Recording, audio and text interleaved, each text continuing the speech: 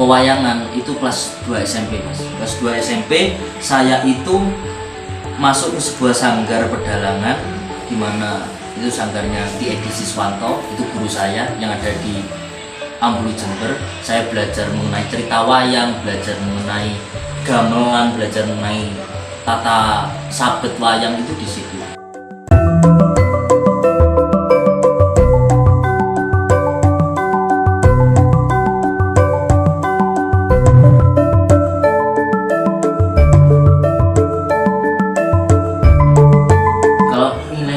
Terkandung dalam wayang itu sendiri, sebenarnya wayang itu adalah nilai kehidupan mas, banyak sekali.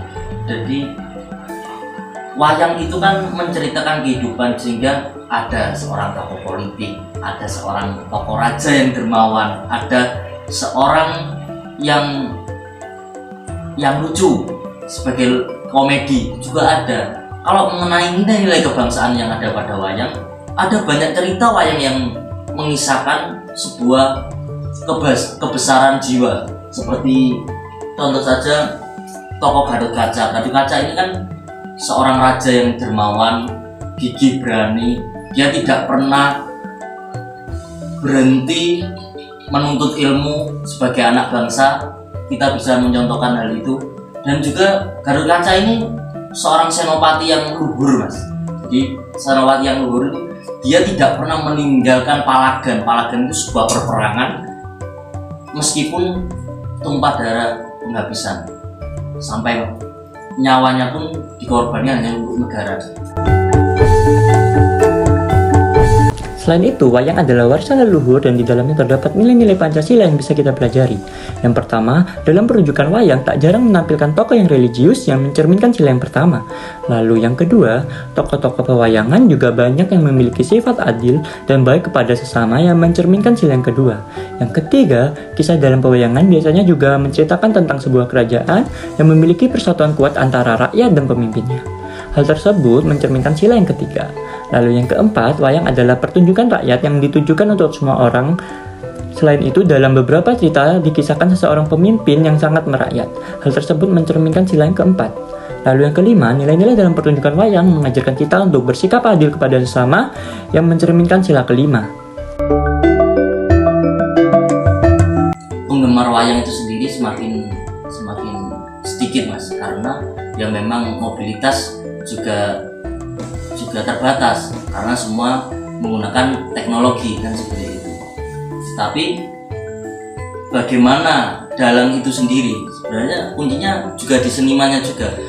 Dalang itu sendiri dalam mengemas sebuah pagelaran, mengemas suatu tontonan yang menarik, yang mengandung apa sih yang diinginkan oleh masyarakat, apa sih yang diinginkan anak muda. Anak muda itu sukanya keguyonan, ya kita berikan komedi, berikan hal yang lucu-lucu. Ketika kita beraudiensi dengan anak-anak ini apa sih yang suka? Anak-anak ini sukanya binatang, tentang binatang ya dalam itu sendiri harus mengemas cerita-cerita binatang yang menarik. Jadi kita mengikuti, sebagai seorang seniman kita mengikuti, dan masyarakat yang memberikan apresiasi untuk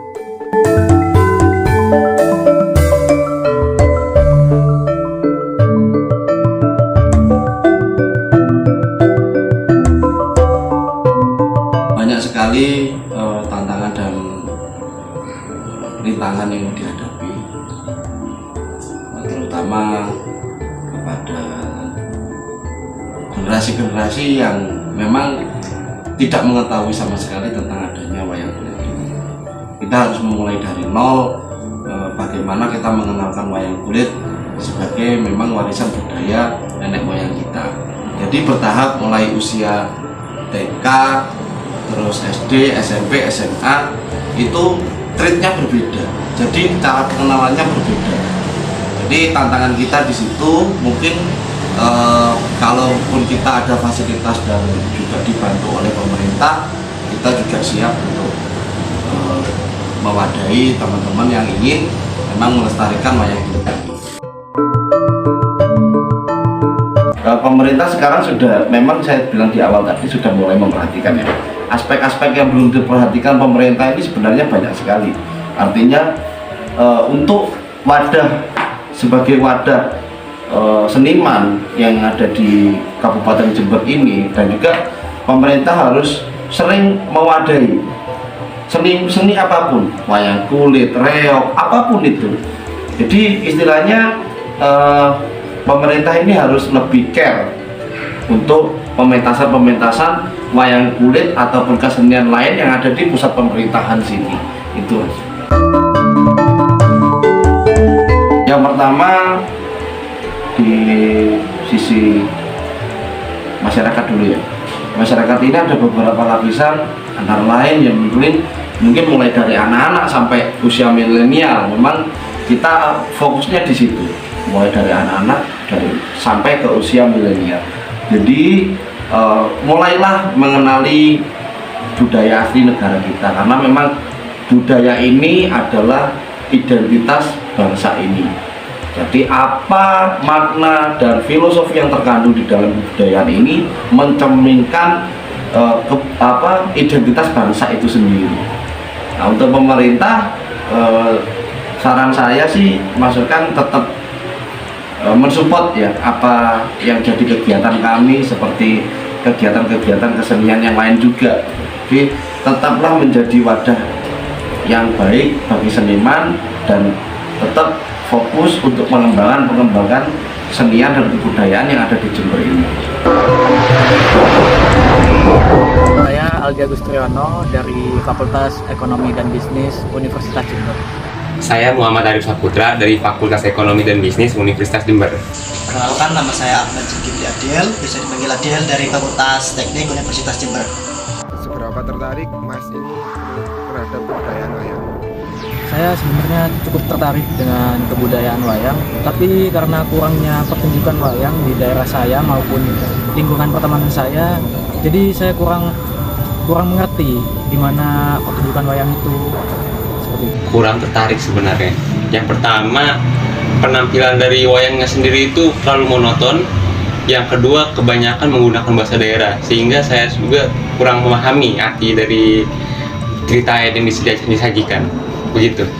Untuk tertariknya ke wayang itu cukup lumayan tertarik ya, karena di wayang sendiri kan menceritakan tentang agama, pendidikan dan sebagai hiburan gitu.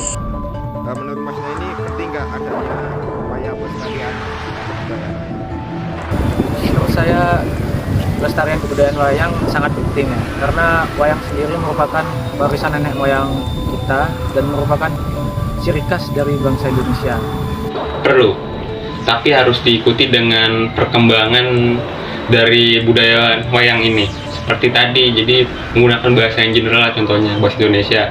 Terus juga disesuaikan dengan zaman sekarang, di mana zaman anak-anak muda milenial, sehingga tidak bosan dengan ceritanya yang itu-itu saja.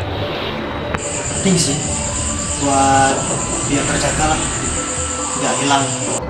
Pesan kepada para generasi muda dan juga kepada pemerintah dalam upaya pelestarian wayang? Menurut saya untuk anak-anak generasi muda ini bisa ikut serta dalam melestarikan wayang ini. Contohnya kayak ada pertunjukan wayang, kita nonton, atau bahkan jika ada yang tertarik kita mengikuti pertunjukan wayang tersebut. Jika untuk pemerintah sekarang ini jarang kan dilihat ada pertunjukan di muka umum itu jarang. Jadi untuk pemerintah semoga bisa mewadahi adanya pertunjukan wayang untuk kedepannya.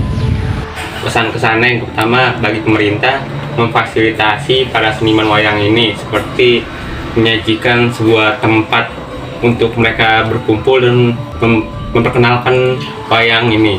Terus yang kedua bagi generasi muda sebagai genoseng untuk mengubah atau mengembangkan dari budaya wayang ini agar tidak monoton itu saja. Pesan untuk anak muda, jaga, lestarikan budaya Indonesia meskipun di berkembangnya zaman sekarang. Dan untuk pemerintah sering-sering mengadakan kayak hiburan wayang lah, sehingga para kaum muda dan juga anak cucu kita bisa tahu apa itu wayang dan bisa dilestarikan untuk depannya. Kesimpulan dari analisa kelompok kami bahwa kebudayaan wayang ini sebenarnya sudah berkembang dan dikenal oleh masyarakat. Namun masih ada beberapa aspek yang perlu diperhatikan baik oleh masyarakat, seniman, dan pemerintah. Sekian, terima kasih.